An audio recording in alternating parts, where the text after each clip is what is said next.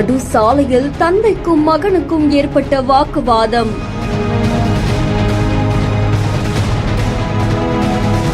ஆத்திரத்தில் மகனே தந்தையை கொடூரமாக கொலை செய்த பரபரப்பு சம்பவம்.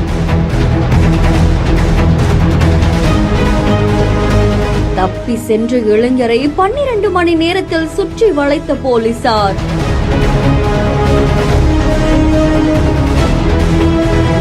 தான் கொலை பண்ணனு பகிரங்கமா ஒப்புக்கொண்டதாகவும் சொல்லப்படுது. சென்னை புறநகர் பகுதியான பாண்டூர் பகுதியை சேர்ந்த 58 வயதான குபேந்திரன் அப்படின்றவங்களுக்கு 3 மகன்கள் இருக்காங்களாமா. இதுல 3வது மகனான தனுஷ் 22 வயதாக கூடிய இவரு +2 படிச்சு முடிச்ச நிலையில தனியார் நிறுவனத்துல ஒப்பந்த ஊழியரா பணியாற்றிட்டு வந்திருக்காங்க. இதற்கிடையில அவங்களுடைய தாயாருமே கடந்த 2020ஆம் ஆண்டு உயிரிழந்துட்டாங்க அப்படின்னு கூறப்படுது.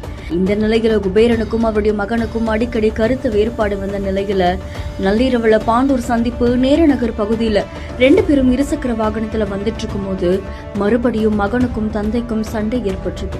ஒரு கட்டத்துல அது கை கலப்பா மாறினதா கூறப்படுது.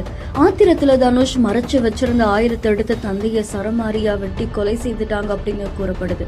ரத்த வெள்ளத்துல சரிந்தவரை அந்த பகுதி மக்கள் உடனடியா மீட்டு 108 ஆம்புலன்ஸ் மூலியமா செங்கல்பட்டு அரசு மருத்துவமனைக்கு அனுப்பி வச்சிருக்காங்க.